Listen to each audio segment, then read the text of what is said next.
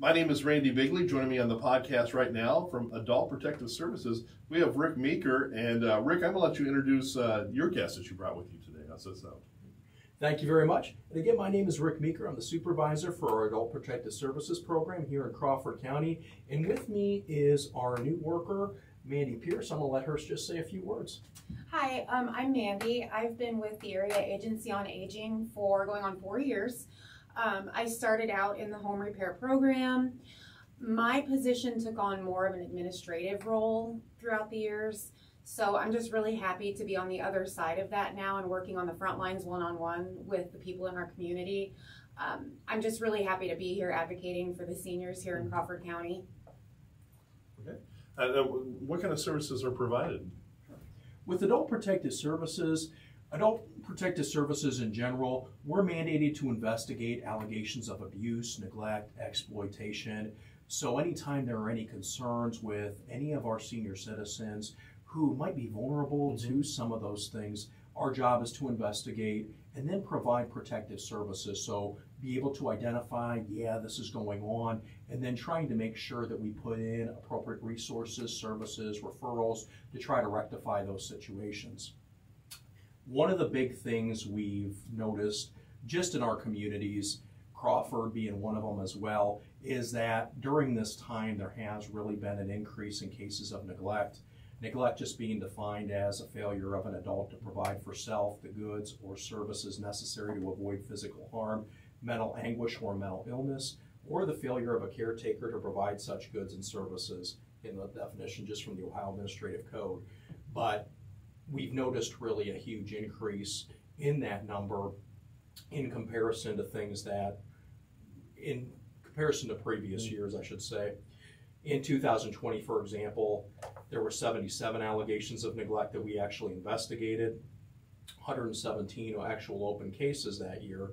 2021, 162 total open cases, and of that, 124 were cases of neglect we investigated. Wow.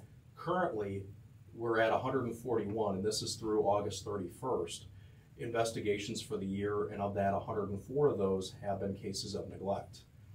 Currently, we're on pace based on that projection. We're looking at about 210 open investigations, with about 156 of those being neglect. And again, neglect just looks at people just based on their situations. It doesn't, in some cases, it's not anything where it's intentional. We can see too, it can be people just having a difficult time meeting their needs and really struggling to meet and obtain those resources. Other times there are caregivers who may be trying their best, but they're struggling too, just based on the climate of what we see things in. So what do you think's causing the upturn so much? Really looking at trends across the board, it can be attributed, I believe, to a couple factors. Number one, huge, and I hate to keep leaving everything at the feet here of COVID, but still saw a huge increase in cases already just due to COVID. A lot of stress, a lot of strain due to the pandemic. We saw that with caregivers who really, again, tried their best during that time, but some of the things we came to rely on just weren't there. We saw that as a result of the pandemic. So again, a higher level of stress. Also, we take a look currently, and I mean, anybody who's out there driving, we're noticing that the price of gas has really gone up. We've noticed there's been things where it's translated to being able to get goods and services. A lot of our elderly in the community are having a really difficult time with some of the decisions of, you know what, do I get food? Do I pay a utility? Maybe I cut nutritional meals. You know, maybe I don't do that. I don't take advantage of that because I need to go ahead and pay my utilities. People are really faced with a lot of tough choices that they haven't been before, and I do believe that that's one of the huge contributing factors to cases of neglect. I know, and it doesn't look like it's going to end anytime soon, does it? It does not. And we do anticipate, again, thankfully, we're anticipating continuing to be able to utilize resources in the community. Crawford County has been a really great community. We actually started our contract with Department of Jobs and Family Services right before the pandemic. We came on board a year before. So we were very fortunate to come into it, be able to do some outreach, but there's been a lot of great folks, a lot of different informal, formal supports that we look at in the community. And because of that, some of these cases here have been able to get folks connected to those valuable resources. And you guys help connect people when they need help, right? Yes. Absolutely. Yeah, okay. Like, what kind of services you provide? Like, how you connect? Like, what can you connect them with? Well, one of the things too, being with the Ohio District 5 Area Agency on Aging, there's a lot of services that are available through that.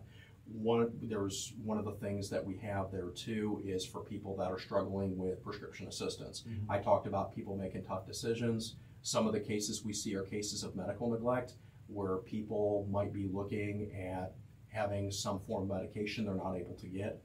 And through Area Agency on Aging, there's different programs, there's different assistance that the benefit navigators there are working to be able to link people to provide that kind of assistance. So we have some there through Area Agency on Aging. Also, sometimes caregivers just are having a hard time, needing a little bit of help because somebody's needs have really increased. Maybe personal care needs with cleaning a home, doing chore service. Area Agency on Aging provides some assistance in those areas too. And sometimes caregivers where they may just need a break. We talked about really during this time with the COVID pandemic, there was a huge level of stress. So if I am working on providing care for my parents and I'm the only one doing it, that's a lot, especially as their needs may be continuing to increase. So sometimes there are respite programs where somebody comes in and just says, hey, you know what? We're going to be able to provide an aid, somebody to sit with your parents, make sure that they're taken care of for a few hours a week just so you can get out and do what you need to. So that's one of the things. In the community too, here one of the things we connect people to are home delivered meals and different services also through the Crawford County Council on Aging.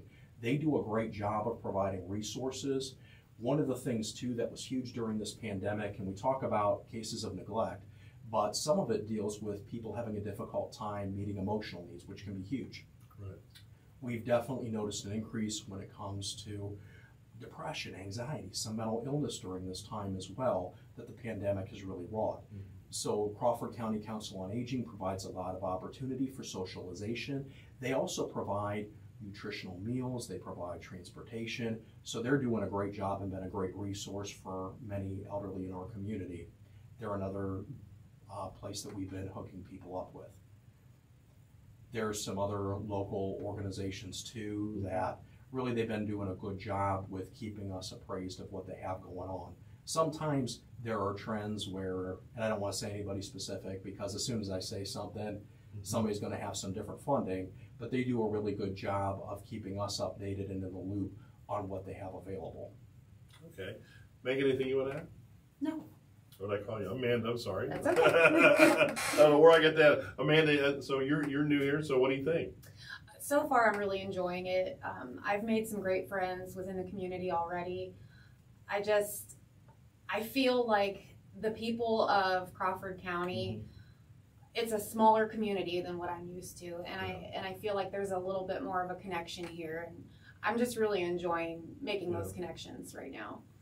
Well, it's nice to meet you, Mandy. Thank you. It's nice to meet you. Thank you. Anything else you want to add?